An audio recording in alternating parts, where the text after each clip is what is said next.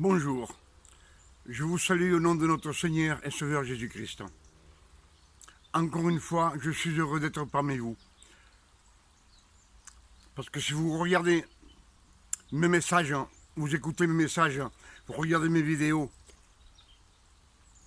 vraiment pour moi, c'est un privilège de pouvoir vous apporter un message de la grâce de notre Seigneur Jésus-Christ. Ce sont des révélations. Moi, je cherche des révélations dans les Écritures. C'est pour pouvoir partager avec vous. Et aujourd'hui, j'ai le privilège de pouvoir vous apporter un message de la grâce de notre Seigneur Jésus-Christ. Aujourd'hui, on va parler un petit peu de la loi et de la grâce. On sait qu'on est presque à la fin des temps. On voit bien, Israël est en guerre depuis déjà 3 jours, depuis samedi. Et ce mardi, ce que je veux partager avec vous, c'est de pouvoir venir à la grâce pour partir avec Jésus. S'il vient nous chercher, qu'on soit prêt à partir avec lui. Ce sont mes souhaits, ce que je souhaite pour moi et pour vous. Vous savez que je vous ai toujours dit que la grâce, on ne peut pas la mélanger. La grâce, ce n'est pas une doctrine. La grâce, ce n'est pas un ministère qu'on doit... Un ministère, c'est un travail qu'on doit faire. Et dans les Saintes Écritures, Dieu nous dit qu'il a travaillé pour nous 4000 ans. Il s'est servi de beaucoup d'hommes pour nous annoncer l'avenir et ce que nous devons faire. Alors aujourd'hui, si vous écoutez ce message, soyez attentifs. Prêtez l'oreille. On dit souvent que Dieu, il nous a donné la Bible, qui est le Verbe de Dieu, pour pouvoir avoir des révélations. Anciennement, dans la Genèse, Dieu, quand il voulait dire quelque chose, il prenait un homme. Et cet homme, lui donnait des révélations, il les donnait au peuple. Mais depuis que Christ a ressuscité, il a pris tout le pouvoir de la terre. Tout, des hommes, des animaux. Mais, comme on a une malédiction sur nous, Dieu, dans le jardin d'Éden, a mis des malédictions sur notre personne. Et même sur la terre. Et ces malédictions, Dieu, comme il est justice, après il a travaillé 4000 ans pour nous récupérer et effacer ces malédictions. Pour ça, je vous dis que Dieu, tout ce qu'il a fait sur cette terre, c'est pour nous. Nous sommes à la deuxième création de la terre. La terre que Dieu créa parfaite, c'est toujours la même. Mais ce qui a changé, c'est Satan qui a pris pouvoir sur l'homme, sur les animaux, sur les poissons de la mer, sur les oiseaux du ciel. Dieu, Satan, a pris le pouvoir. Il a les clés de la mort. Jusqu'à ce que Jésus ressuscita sur la croix. Et là, il nous a laissé beaucoup de révélations pour qu'on marche dans la grâce et pouvoir être sauvé. Alors, on va commencer par les prophéties d'Isaïe. Isaïe 44, verset 22. j'efface tes transgressions comme un nuage épais, et tous tes péchés comme une nuée. Ça veut dire, venez à moi. Je vous ai racheté de la loi. Il nous a rachetés avec son sang précieux, c'est Jésus. C'est Isaïe qui prophétise. Ésaïe 59, verset 21. Voici mon alliance avec eux, dit l'Éternel. Je mettrai ma parole en eux, et ma parole ne s'éloignera pas de ta bouche, ni de la bouche de tes enfants, ni de la bouche des enfants de tes enfants, dès maintenant et à perpétuité. Ces prophéties, Ésaïe les a données pour maintenant, dans notre ère à nous.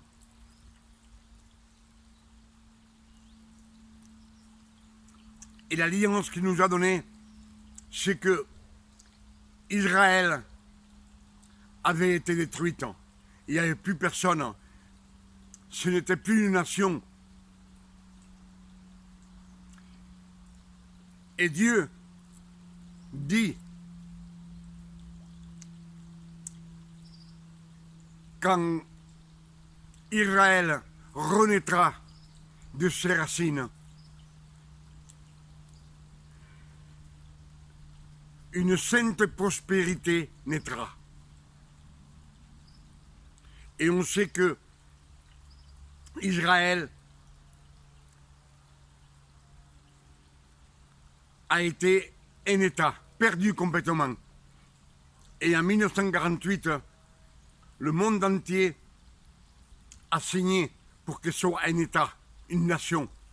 Et le 14 mai 1948 a été déclaré comme nation. Et là, des centaines de milliers de Juifs, des Israélites qui étaient éparpillés dans le monde, sont rentrés en Israël pour refaire la nation. Pour ça, Dieu dit une nation sainte renaîtra.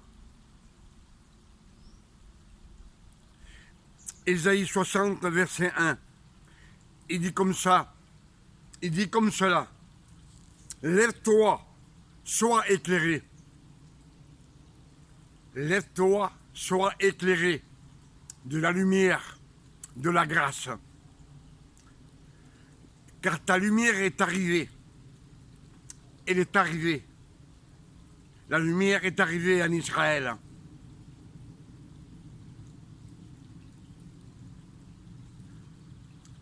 C'est les milliers et milliers et milliers d'Israélites, de Juifs qui sont retournés dans cette nation. Et Pierre 1, verset 18 à 19. Sachant que vous avez été rachetés par le sang précieux de Jésus-Christ. Sachant que vous avez été rachetés, qu'on a été rachetés, nous, par le précieux sang de Jésus-Christ. Il nous a rachetés. Alors, il nous a rachetés de la loi. Alors la loi, il faut l'écarter.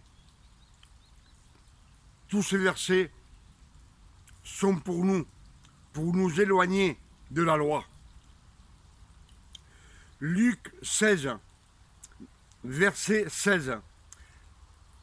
La loi et les prophètes ont subsisté jusqu'à Jean le Baptiste. La loi et les prophètes ont subsisté jusqu'à Jean le Baptiste. Quand Jean le Baptiste est mort, la loi pour les chrétiens est morte. Et Jésus a pris la relève. C'est lui qui nous a rachetés avec son sang précieux. C'est ce qu'ils disent les Écritures. Jean 1, verset 17. Jean 1, verset 17. Car la loi a été donnée par un homme par Moïse. La grâce et la vérité sont venues par Jésus-Christ. Donc, la grâce est venue par Jésus-Christ. La grâce, ce n'est pas une doctrine, ni un ministère. Un ministère, c'est un travail, c'est ce qu'on doit faire. Et la grâce, c'est un don de Dieu. Même si on ne le mérite pas, mais c'est un don de Dieu. Par son bon vouloir à lui. Je ne sais pas comment vous expliquer. Supposez, moi par exemple, il y a un chien enragé qui passe, mais je vois qu'il a faim et je lui donne un bout de viande. C'est pas qu'il la mérite. Moi je lui donne parce que je veux, par grâce, par gentillesse. Et c'est ce que je vais vous expliquer, que la loi nous est donnée par le ciel, par Dieu et Jésus-Christ. On dit souvent qu'on ne peut pas jeter la loi. Mais on ne peut pas mélanger la loi. La loi et la grâce, on ne peut pas la mélanger. Ça, c'est commencé il y a des milliers d'années. Dieu a fait un dessein pour récupérer sa création dès le jardin d'Éden. Déjà, en ces temps, il ne veut pas de mélange, car il fait tous les animaux de la terre. Adam, il le fait de la poussière de la terre. Et Ève, elle le fait de son côté. Il lui enlève une côte. Et il fait une femme. Ça représente déjà l'église de Christ. Parce que du côté de Christ, l'eau et le sang vont faire des disciples qui vont être l'épouse du Christ, l'église. Mais déjà au début, il ne veut pas. Dieu ne veut pas de mélange. Pour ça, il fait Adam et Ève du même corps d'Adam. Plus tard,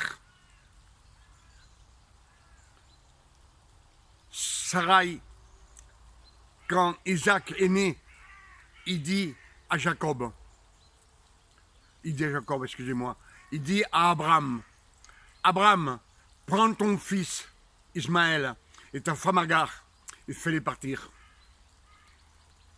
Alors je pense que vous voyez l'état d'Abraham, un fils qui a au moins 10 ans, ou plus, ou moins, et sa femme qui a une dizaine d'années qu'elle vit avec lui.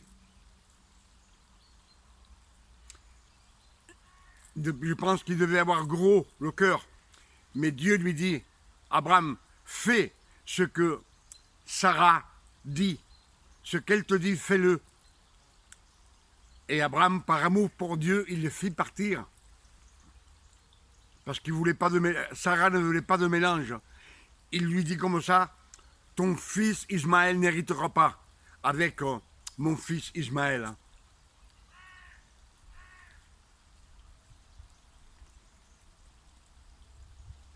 Pour ça, la gloire, la loi a été donnée par Moïse. La grâce et la vérité sont par Jésus-Christ. Et Christ, il te dit, je suis la lumière du monde. Je suis le chemin, la vérité et la vie. Mais il ne veut pas de mélange. On ne peut pas mélanger la grâce et la loi. Le feu et l'eau, on ne peut pas les mélanger. Soit l'un, soit l'autre. Je ne sais pas comment vous expliquer ça. Mais bon, disons que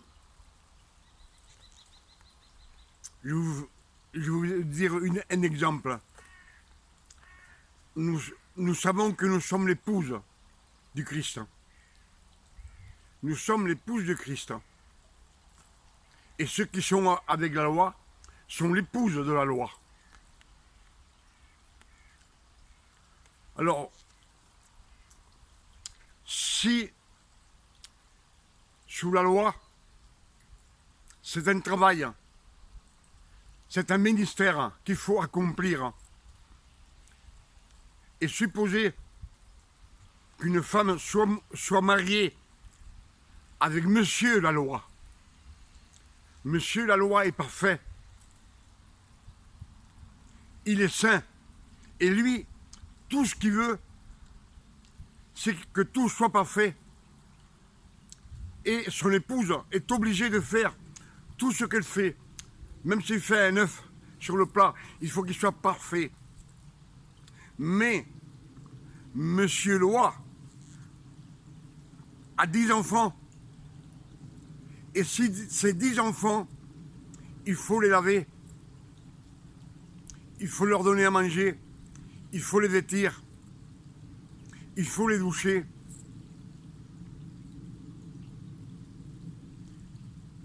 Il faut les chausser, leur faire à manger, mais à condition que le manger soit impeccable, qu'il soit bon, parce que Dieu veut tout parfait.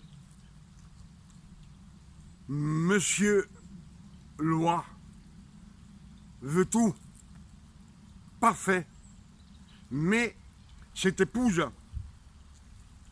qui est de chair et de sang, elle n'a pas la capacité. Elle est faible pour accomplir tous ces travaux.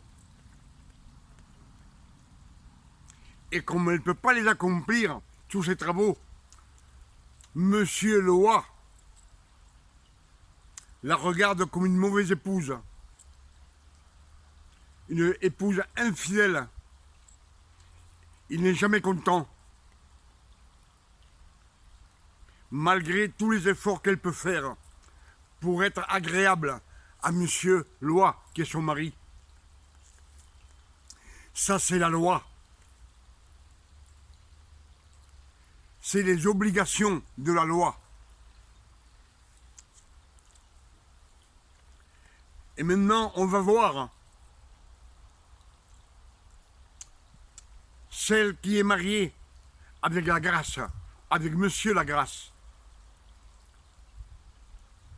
Monsieur la grâce est parfait, il est saint, il a tout pouvoir. Et cette femme est mariée avec Monsieur Grâce. Et qu'est-ce qui se passe? Ce qui se passe, c'est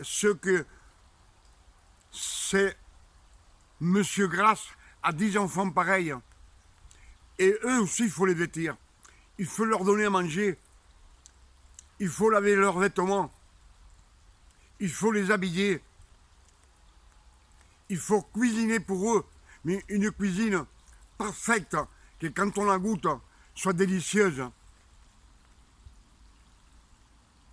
Mais Monsieur Grâce, c'est lui qui fait tout. C'est lui qui cuisine. C'est lui qui lave le linge. C'est lui.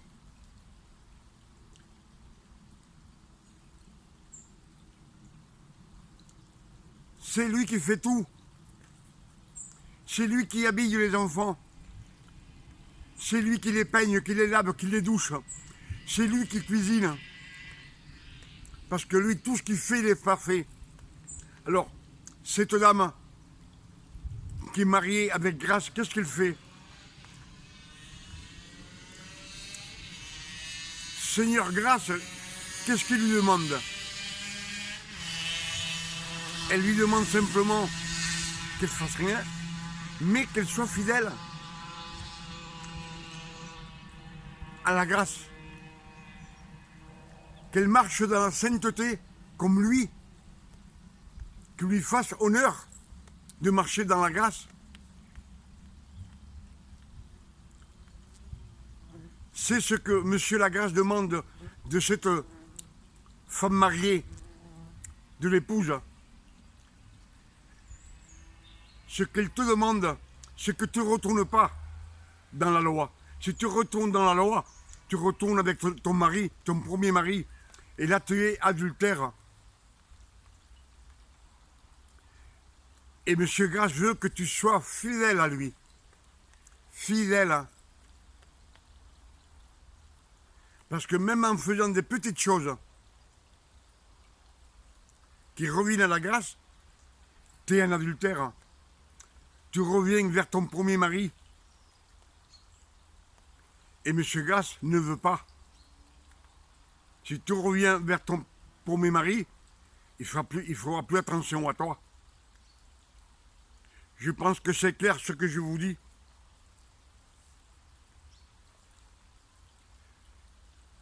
Et je pense que depuis 2000 ans, on est en train de mélanger la grâce et la loi. On dit qu'on le fait par amour.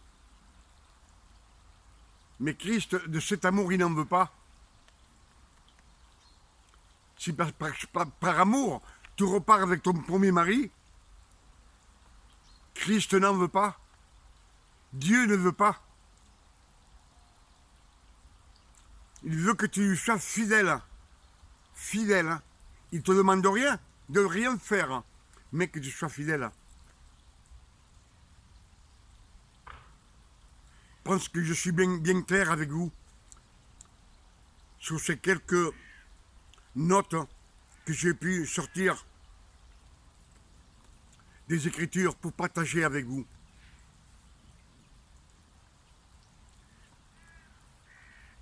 Éphésiens 4, verset 5. Dieu dit, sachez qu'il n'y a un seul Dieu, une seule foi, un seul baptême.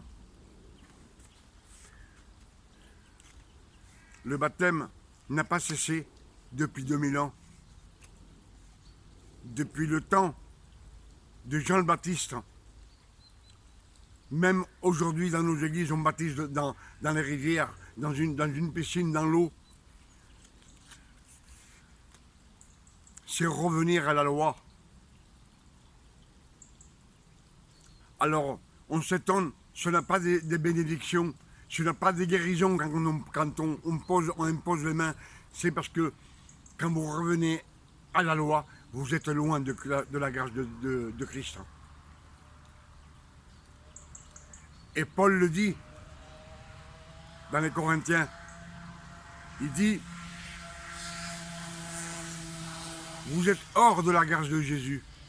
Vous êtes déçus de la gloire de Dieu. À cause du mélange. On ne peut pas mélanger la grâce et la loi. On ne peut pas la mélanger.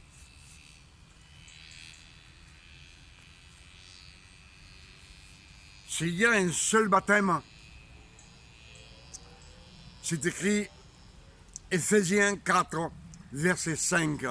Un seul baptême, c'est celui que Christ, quand il part vers le ciel, vers son trône, il dit à ses apôtres, baptisés au nom du Père, du Fils et du Saint-Esprit, baptisés de l'eau de la parole.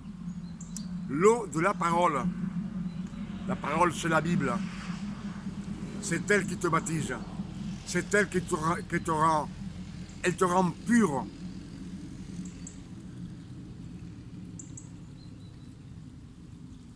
En lisant les Écritures, il y a beaucoup de révélations.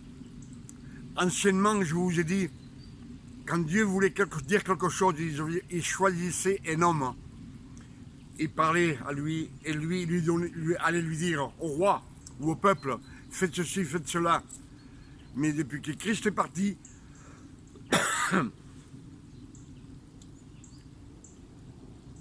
il vous donne des révélations. Quand vous lisez les verbes, le verbe, c'est les Écritures, c'est la parole de Dieu. Pour ça, je vous dis que jetez la loi, jetez-la. Dieu nous a rachetés de la loi avec son sang précieux. Il a payé pour nous. Avec son sang, avec ses meurtrissures, il a payé toutes les malédictions que Dieu avait données à l'homme, que Dieu avait données à la femme. Christ les a effacées avec son sang précieux. Il a effacé tous nos péchés, passés, présents et futurs. Ne croyez pas qu'il a seulement effacé les péchés passés, non. Anciennement, pour cacher le péché, on tuait un taureau roux et on mettait le sang sur le propitiatoire qui représentait Jésus Et la loi, les tables de la loi étaient dedans. Et quand Dieu regardait, il ne voyait pas la loi. Et s'il n'y a pas de loi, il n'y a pas de péché. Et le peuple pouvait être béni pendant 1 an. Mais chaque année, il fallait le faire. Chaque année. Mais Christ, quand il a fait son sacrifice, il a fait un sacrifice parfait. C'est-à-dire, plus de sacrifice. Fini. Il a fait un sacrifice qui sert pour toute l'éternité, jusqu'à sa venue, qui nous prenne avec lui. Mais tout ça, ça a été fait pour nous, pour sa création, pour reprendre sa création, pour qu'on vive bien sur la terre. Les enfants de Dieu, les fils de Dieu, qui ont choisi la grâce, vivent et ne pêchent pas. Ça nous arrive de pécher. Les fils de Dieu pêchent aussi. Parce que le corps est là, le sang est là, la chair est là. Mais ce n'est pas des péchés prémédités. C'est pas prémédité, c'est sur l'instant. Et Dieu, quand il voit, il voit. Et tu dis, Seigneur, j'ai péché. Tu confesses, j'ai péché. Mais Dieu ne voit pas ce péché. Parce que ce n'est pas des péchés prémédités. Ce qui fait un péché prémédité, c'est qu'il revient à la loi. Alors au péché du monde, encore pire. Il prémédite le mal. Et Dieu, ça, il le voit. Je pense que je vous ai dit beaucoup de révélations ce soir. Je dis ce soir parce que c'est de l'après-midi. Il est déjà 5h30. Mais écoutez ce message. C'est un message de révélation. Et Christ veut que vous veniez à la grâce parce qu'il vous a racheté de la grâce. Si vous a racheté, venez à lui. C'est ce qu'il veut. Il ne veut pas autre chose de vous. Que vous veniez à sa grâce. Dieu vous dit de rien faire. Après, il vous dit de demander et je vous donnerai ce qu'il vous donne. Après, partagez-le avec vos frères et sœurs, avec le monde entier. Ce que je vous dis toujours, il faut partager ce qu'on reçoit de Dieu. On ne peut pas le garder pour nous. Si on le garde pour nous, ça ne nous sert à rien. Il arrive au moment où Dieu ne va plus rien te donner. C'est tout ce que tu as. Dieu te donne et tu le gardes pour toi. Dieu ne te donnera plus rien, parce que s'il te donne quelque chose, c'est pour que tu le partages. Tout. Je pense que j'étais bien clair avec vous cet après-midi. Et je vous dis que Dieu vous bénisse et vous garde. Que ce mardi, il vous donne un jour de repos, de tranquillité, de paix, de sainteté.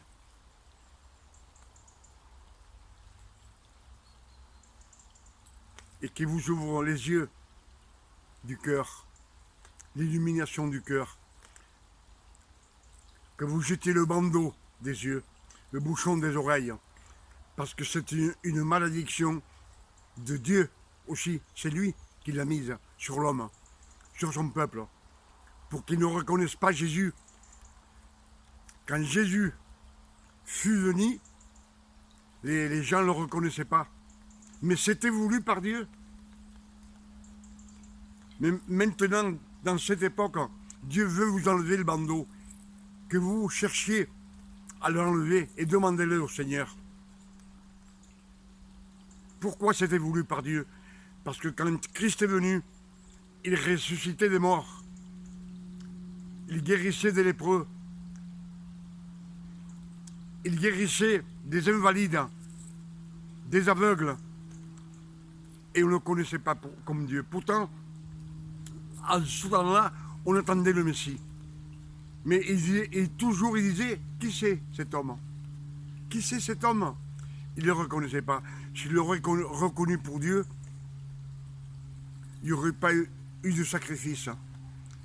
Et s'il n'y avait pas de sacrifice, il n'y avait pas d'effusion de sang pour effacer toutes les malédictions que Dieu a mis sur l'homme, sur la femme. Je pense que je vous ai dit beaucoup de choses, beaucoup de révélations, que ces révélations vous ouvrent l'esprit